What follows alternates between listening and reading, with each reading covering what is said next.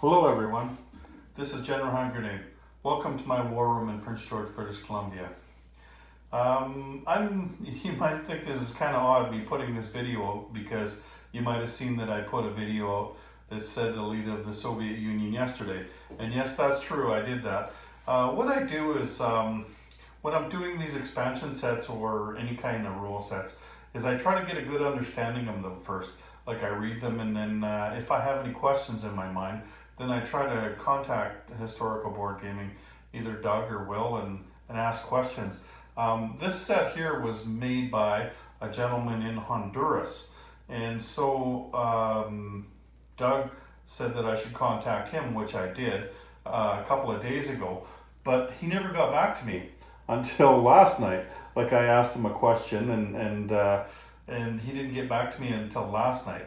After I went to bed, and that was after I put the video out. So the reason I'm making this is because I guessed wrong the question that I asked him, and it's kind of important, and so I wanted to remake the video rather than just, you know, make another video and just tell you afterwards, oh, I made a mistake in the last video. Because I mean, if you're buying this set, you're probably going to go to the Elite of the Soviet Union video, and you would have been playing it wrong if you'd played it the way that I showed you.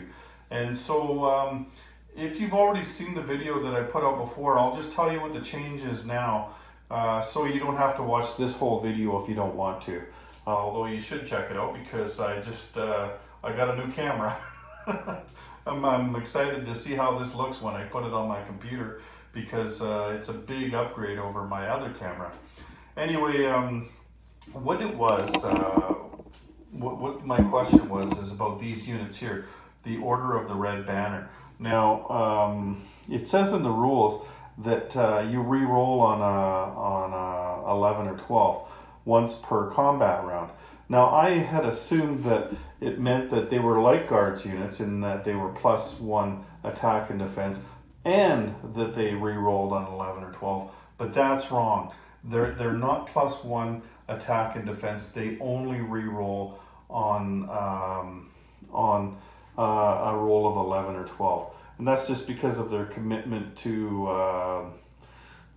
the fight. Like they're not going to give up. And so that's once per combat round, a unit that's on there will get to re-roll. The other thing that he did mention to me too, and this is the rule set that he put out here. You might notice that this is a lot different than the rule sets that they usually put out. Like it's just, although it is cheaper to print it this way, it's just black and white, and it's not that pretty artwork that they usually do at Historical Board Gaming. He said that the artwork is almost done, and so this is going to be redone. And there is an update on the rules, something that he forgot to put in, but he told me what it was, and so I'm going to mention that in this video as well. But it's not something like to me it was obvious anyway. You know, even though he mentioned it, to me it just seemed obvious, and that was that only units that were in the fight could be upgraded to a guard, and not units that were, you know, back in behind the lines. And you know, like I never said that anyway, but to me that was obvious anyway. So let's just get to it. This is what you get here. This is the set. These are the guards markers, and there's 30 of them. Here, I'm just going to sit down here. I've been working my ass off all day. So you get 30 guards markers, and they're numbered 1 to 30. Like this is the 30th Guards Division down here. This is the 1st Guard Division up here. And it doesn't matter which one you use. Unlike the Elite of the Reich set, where each one was very specific. I mean, they were numbered as well, the SS markers. Like here, let's just take a look at one here. Here's one, and you see, like I glued the tank on there. Because they're very specific. This thing was only going to be a medium tank. It was never going to be an infantry or a Panzer Grenadier or anything. That particular one was always going to be a tank. And so that's one of the differences. With these markers can go under any type of unit that you promote to a guards unit, Russian Guards. And so what you'll do, instead of what I did, you know, like I had a very specific way that I had put them in my box over there, because you had to find the right one. What you'll do is you'll just get a cup or something. This is what I use. Like I've got these a whole bunch of these things of various sizes for the chips and all kinds of other things that I use to play the game. And so I'll just throw my markers in there, and then I'll just reach in and grab a brown marker. It doesn't matter which one. So there's 30 of those. And then you get also these 10 of these. These are the Order of the Red Banner markers, and we'll get into how you get these things. But anyway, these are also guards markers, but not the same as the other ones.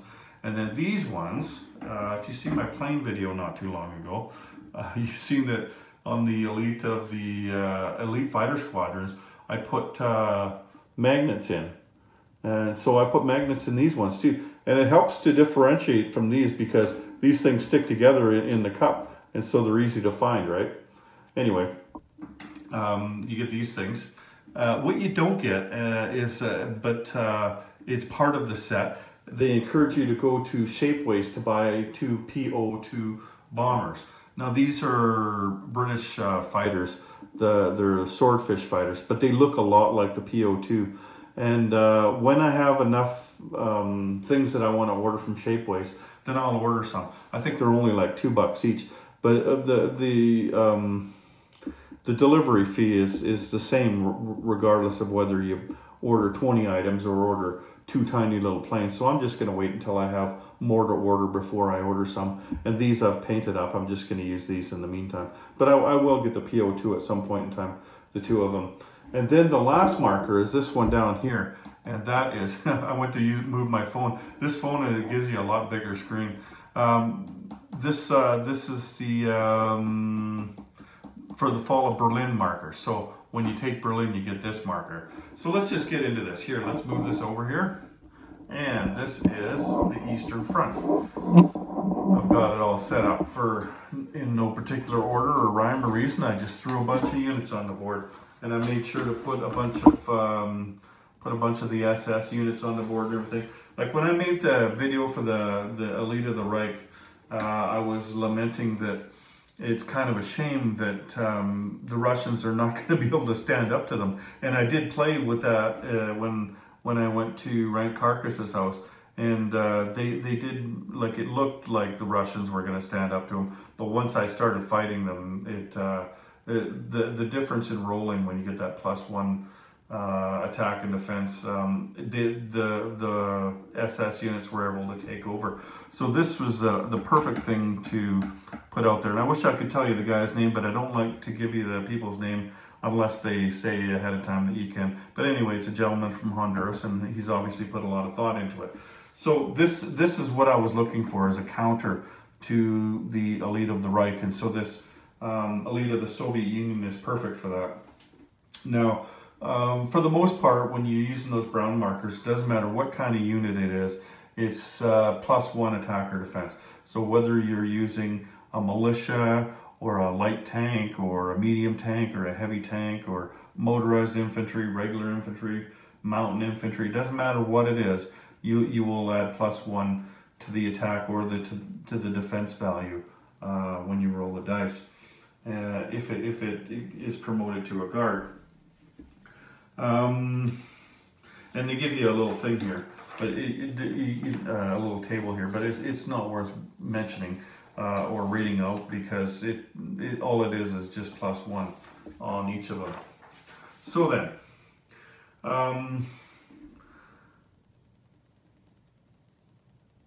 okay, I was just checking to see if I'd forgotten something. Okay, so there's one more thing to do with this, and that's the transport priority. Now, if you know the rules to the game, you know with these railways here, the Russians get to move along the railways. They get to move 2 units in a non-combat move, right? Well, with this Elite of the Soviet Union, they get 1 extra move, so that they could move 3 units. But that third movement, that third unit that moves is got to be a guards, somebody on a guards marker. Doesn't matter what it is. Could be a tank, could be a dude, could be whatever. But they do get 1 more rail movement, but it's only within Russia. Like, you don't get that extra rail movement if you're railing all the way to Paris, right? It's just if you're in Russia. So that's nice that you get an extra movement. So how do you get them? Well, first of all, you have to be at war with a major power, or you can start getting them during the Molotov-Ribbentrop Pact. Now, let's just assume for a minute that the Germans and the Russians, in this case here, have signed the Molotov-Ribbentrop Pact. Now, among other things, one of the things is that the Russians can take out this space, this space, this space, the three Baltic territories, and they can also take out Viipuri. But one thing about this rule set is that in the Finnish territories, and only the three Finnish territories, you can't promote a Russian unit to a Guards unit. And I don't know why nobody, he never told me that, I never asked, but you just can't do it. You can't promote them within these territories, but you can in these territories. So when you sign that pact, the Russians can just move into these territories on their combat move and take them out. Like, let's just do this. So it says for each annexed land zone per Molotov-Ribbentrop Pact rules, the USSR player may promote one land unit to Guards Division status that moved into the annexed land zones during the annexation, and excluding Finland, of course. So let's say you move these two guys in here. And, well, let's see, we need, what did I do with my markers? Oh, they're there. So you move in there and you take this space. So now you get to promote one of these things, and it doesn't matter which one. Sometimes it tells you have to promote an infantry, but when you're annexing during the Molotov-Ribbentrop Pact, it's only one guard marker. So let's just give it to the tank here. So, and okay, no, another combat move. This guy's going to go 2 spaces into here. This guy's going to go 2 spaces into here. So he's taking that out. Now, there's no combat that happens in here, right? On these annexations. But at the same time, they don't get to pick up that guy either. The guy just comes off. So then we can make another Guards. And it doesn't matter, like this is, it could be the 2nd Guards Division, or it could be the 28th Guards Division. It really doesn't matter. So let's make this guy a Guards unit now. Okay. Now, you can do that, like if, I didn't put any Polish units on, but normally there's Polish units on here, and the Russians can also take these territories. So if that was the case, they would have to fight these guys, not like this where you just take them off, but they'd have to fight these guys, and then one of the surviving units could be promoted to Guard status. Okay, so that's one way to get these. Now, another way is for each Soviet home country land zone recaptured from an enemy player, and each original KMT, CCP, or Warlords land zone returned to the CCP, the Russian or the USSR may promote 2 land units to Guard Division status that moved into this land zone. One of these units must be infantry class. So, and if you need to know what infantry class is, then just go chapter 12 of the rule book. I think most of you know what an infantry class unit is. So let's just take a look over here. Let's move the camera. There. Okay, now I didn't put any Japanese units on the board, but like you see here, this is a warlord territory, and this down here is a KMT territory. So rather than doing any combat, we're just gonna show you here. So let's say these 2 guys come in here, and these 2 guys come down here, and they're only gonna have infantry class units. They're not gonna have tanks or anything. So because you move 2 in, you get up to 2, right? So if you'd only moved 1 in, then only one of them would become a guard. You couldn't make like if you left this guy back here, you couldn't make this guy a guard. He had to have gone into the attack. So there you go. There's 2 guards there. And then also the KMT zone. If you'd have taken this space back, then you would also have gotten the guard in there. So there you go. There's 4 CCP guards there. No, that's taking back that zone. But that also works here in Russia. So let's say, let's grab a German marker here. Let's say the Germans had come up and taken Bessarabia with this dude. Then it's your turn next, and you come in and you take him out again. Let's just move a bunch of crap in there. So you take him out, and combat happens. Let's say these are the units that you have left, okay? So that means you get to promote 2 to guard status, and remember, one of them has to be infantry. So there's your infantry right there, and we can promote either the anti-aircraft gun, the light tank, or the motorized infantry. Now with an anti-aircraft gun,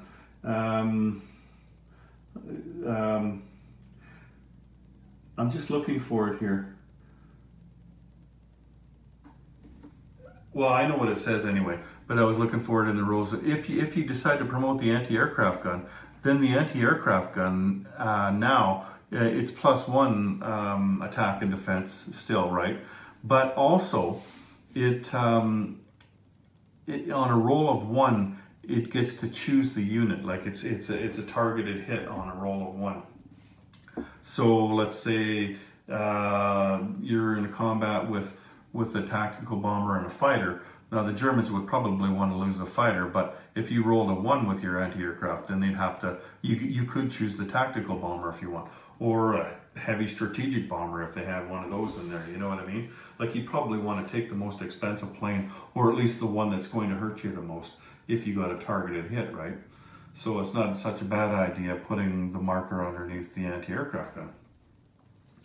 So now, if the recaptured home country land zone is a city, promote 1 infantry class unit that participated in the capture to guard status, and place 1 guards militia at no cost in the recaptured city. So let's say that the Germans had come in and taken this city out, and then you decide to take that back. So you come in with infantry, you come in with a plane, you come in with a tank, and then you take this guy back. What happens now is you don't place two units there like you did before. What you do, here we take this off, you promote 1 infantry class unit, so that's this guy here, so you promoted him, and you get 1 free militia unit that is also promoted to a guard. So you get a free guards militia there.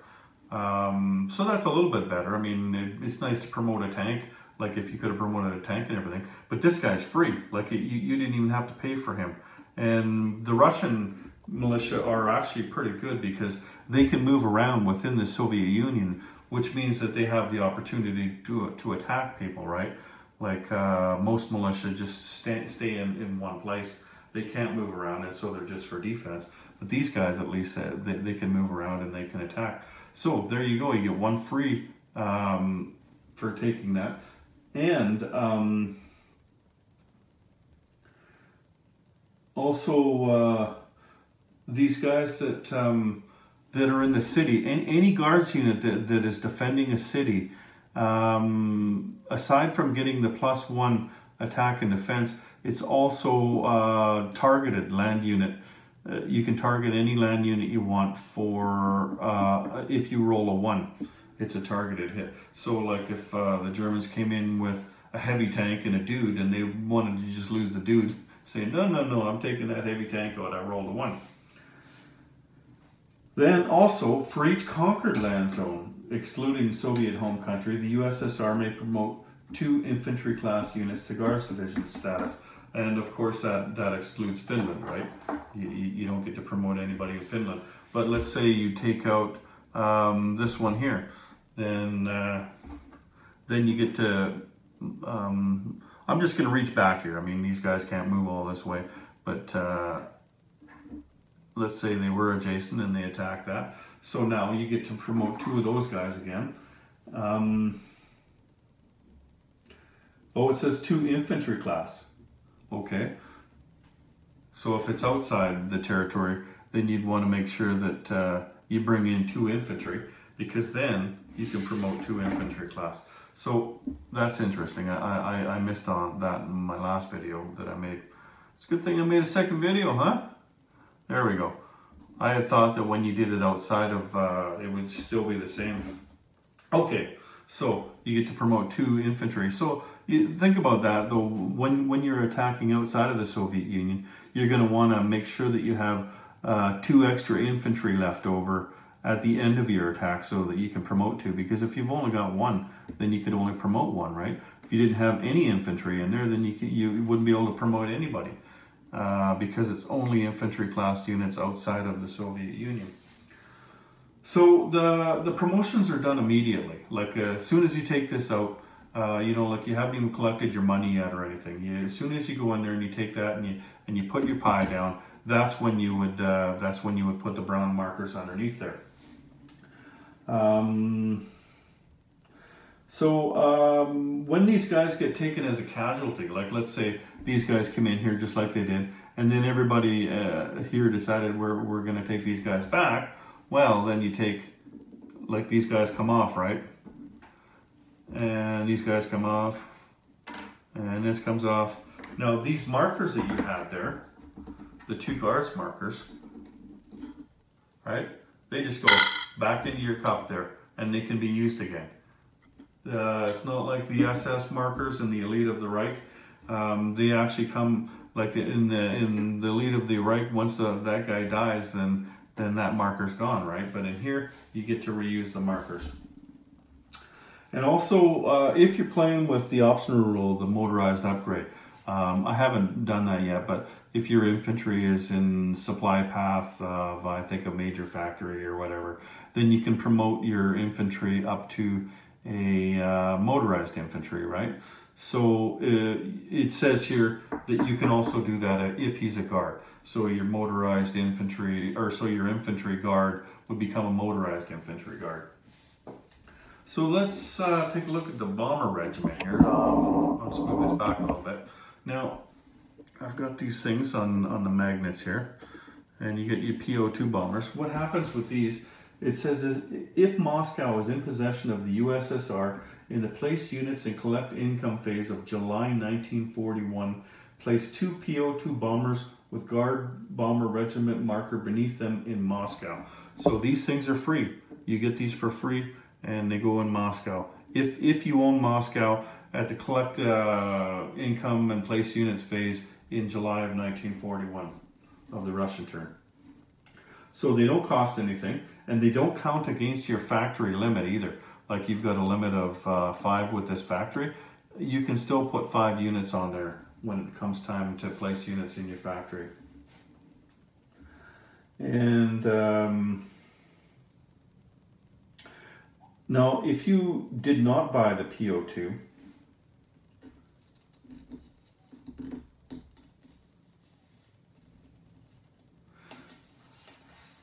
hang on a second, let me just read this. It says, these have no cost and do not count against factory production units. Okay, I did that. The marker can be awarded to another bomber aircraft according to Guard's rules if the unit is destroyed. So if you lose the PO2, then it could be any type of bomber you could put it under. You could put it under a tactical bomber. You could put it under a strategic bomber. You could put it under a medium bomber. You could even put it under a heavy strategic bomber. And in that case that you do any of these, then that just makes them any of these units plus 1 attack and defense, right? Regardless of what type of unit you put it under. Okay, so now if you don't, if this is what I was looking for, if you decide not to purchase these things, these PO2 bombers, and you don't use something else to signify the PO2s, then you can put them under bombers, but you don't get them for free. You get the markers for free, but you'd have to have a couple of bombers in Moscow of some kind, right? And then you get to put the markers under them for free. But you would have had to have bought the bombers first. It's just the PO2s that you get for free. Now, a PO2, it attacks at 3 and defends at 3. It has a interception value of 1, but it only moves 2. So basically, you're only going here and then back. In the elite fighter squadrons, what these PO2s were night bombers, and so they were flown by women, and they were flown over the German lines, and they turned the engines off so that the Germans couldn't get a beat on them, and then they hucked grenades out down into the German encampments, right? So I don't know, it doesn't say anything in here about you using them that way, but I assume that's how that they're used. But it could be that you just get to use them as a 3 attack and defense. I don't know. I just like it was a strategic bombing run that they did before, and there was no defense against it. But this, it doesn't say anything about that. So maybe you just use them as regular bombers in this case. And it says the urban warfare that all guards units present get target selection against land units on the 1. So yeah, I already mentioned that. And it doesn't matter what kind of unit it is. It could be a tank, it could be a plane, it could be anything, but you get target selection of 1. So then we got the Order of the Red Banner, and that's these red markers here, the ones that I screwed up in my video yesterday. So the Order of the Red Banner is awarded to all USSR land units with an attack value that are part of a force that captures a victory city, including recapturing one of their own, or are part of a force that captures a territory that contains a land fortification, or to an air unit that scores the final hit on an enemy capital ship. So the victory cities, now those would be Moscow, Berlin, Rome, London, Washington. So it's pretty hard to get these things, right? It's got to be one of the capital cities. In here they're calling them victory cities. There's other cities here, but I'm sure that that's not what they meant. I'm sure that they meant the capital cities, which would be the victory cities. And when you do, this is what happens. Like when it could be recapturing Moscow, or it could be capturing Berlin or Rome, or I don't see the Russians ever capturing Tokyo, but you know, like it could be any of them, right? So the number of Order of the Red Banner units on the board at any one time cannot exceed the number of markers in the set. If there are more eligible units for promotion than markers available, the Soviet player may choose which units to promote. So when you place a marker under all of the units that that were successful in the attack. So let's just take a look at that over here. Now I put down one of the things here, a fortification. So we're not going to go after a victory city, we're going to go after the fortification here. Now you can get fortification markers from historical board gaming. This one here comes from Combat Miniatures. I like the little 3D ones, that's why I got this. So let's say you took out all of this, and it's tough to do that, right? It's tough to take out a fortification, and that's why you get a little extra with this. So, and all of these guys come in here, let's say. I'm just going to grab units from wherever, okay? So all of these guys came in here and they took that out.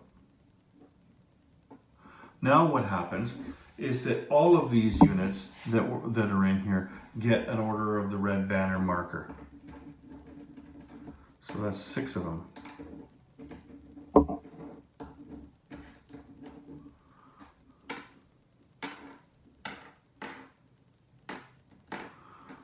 Okay. Unlike the other one where there was only 2, right? Ooh. Let's just throw that guy upside down. And the plane, of course, gets one. And this. So, just for taking out a territory that had a fortification, everybody gets an Order of the Red Banner marker. And what these do, I thought they were +1 attack and defense, but that's not the case. So ignore what I said yesterday. What it is you re-roll once per combat round on an 11 or 12. So you would, let's say the Germans came back and attacked them, right? And this one both rolled an 11 in the first round. Well, you would re-roll this one and this one. Let's say this guy got a 4 now. Well, that's a hit. And this guy got a 12. Well, you can only re-roll once in that round, so whatever. So that guy doesn't get a hit. So then you go into the next combat round, and everybody rolls again. Now this guy missed, and this guy. Like they both got 12s. Well, then you get to re-roll these guys, both of them, because it's a different combat round. It's not per combat, it's per combat round. So that's what the Order of the Red Banner markers are going to do for you. And there's the one last way. We talked about taking Berlin, but there's also this one. Let's say over here, let's move the camera up here a bit, okay? Let's say you take your sub in here, and let's take a few planes in as well. There we go. Okay, now this one already has a hit on it. I just thought I'd make it look a little more plausible. So let's say the sub gets a hit and he takes out the destroyer, and then this guy misses, and then this guy rolls a 2. So these guys are 1 to 3 targeted hits against naval and land units, right? So he took out the battleship, this battleship. He killed the battleship. And it's either capital ship. It could be either a battleship or an aircraft carrier, a full-sized aircraft carrier. So because he took out the battleship, the last hit on the battleship, he gets promoted to an Order of the Red Banner, and he gets to re-roll once per combat round on if he rolls an 11 or 12. So that's the Order of the Red Banner. And oh, you know what? I was saying the NEAA guns promoted with this. I was wrong. That's why I couldn't find it in the rules. It's only if they're, here, let's change these around. It's only AA guns that are promoted to the Order of the Red Banner, not AA guns promoted to guards. So, sorry about that. So this guy gets a target selection of 1. I knew I read it somewhere. Oh well. Okay, so you can only have 10 markers on the board, right? 10 of these markers, and so we've got 6 there, we've got 1 here. Now let's say we go to take Moscow, and we do take it.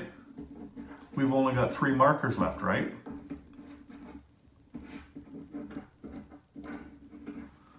But we came in with a whole bunch of units.